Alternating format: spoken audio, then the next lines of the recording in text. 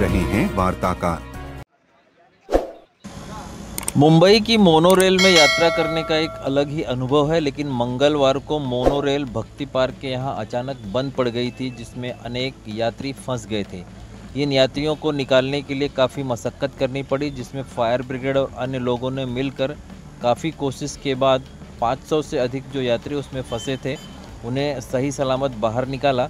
हालांकि कुछ लोगों को समस्या हुई थी, जिन्हें अस्पताल भी ले जाया गया था, लेकिन आज बुधवार के दिन मोनोरेल पूरी तरह से सही सलामत चलती नज़र आई। कहने का मतलब कि मोनोरेल की जो सेवा है आज वो पूर्ववत हो गई है, जिससे नियमित मोनोरेल से जो लोग यात्रा करते हैं उन्होंने राहत की सांस ली है।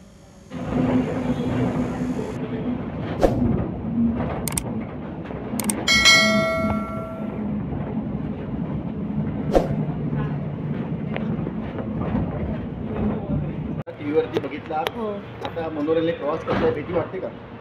थोडं वाटायला लागलं. म्हणजे असं प्रवास करायला, म्हणजे कामाला वगैरे जायचं असेल तर ट्रेनचं पण लेट असतं 20 मिनिटं. बरोबर. मग हे मोनो जरा बरं पडतं जायला वगैरे. बरोबर. थोडं असं भीती वाटायला लागले की काय करायचं, जायचं की नाही हा विचार येतो. अच्छा. बाकी काय नाही. आणि ते इंडिकेटरवरती पण दाखवत नाहीत की रेड लाईट असे दाखवत नाही की बाबा ट्रेन लेट आहे 20 मिनिटं 15 मिनिटं असं दाखवत आहे. मग आम्हाला प्रवाशांना जरा भीती वाटते की काय करायचं, एक ट्रेनने जायचं का मोनोने जायचं, असा थोडा विचार येतो.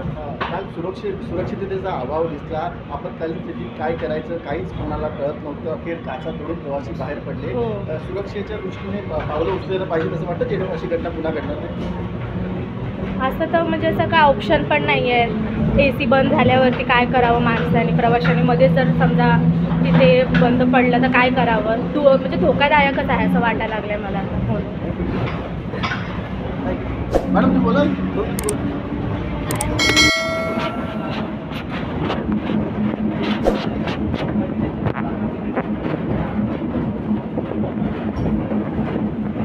अनेक प्रवासी अडकून पडले होते, 2-2 तास अडकलेले होते, गुदमरण्याची स्थिती निर्माण झाली होती.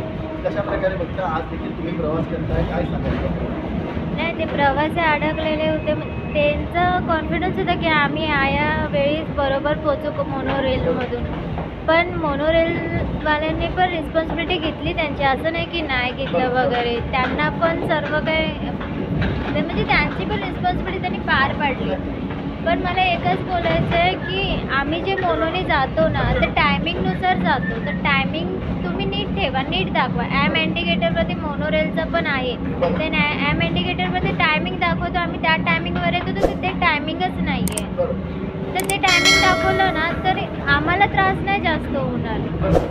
रेल्वेचं आणि लोकल रेल्वे आणि मोनोमध्ये मग काय फरक राहिला आहे? हेच आहे ना, हेच होणार. आम्हाला पण थोडाफार जास्त त्रास होतो आहे. बाकी मोनोरेल बेस्ट चांगलं आहे, म्हणजे रेल्वे वगैरे रिस्पॉन्सिबिलिटी त्यांची चांगली आहे. ठीक आहे, थँक्यू.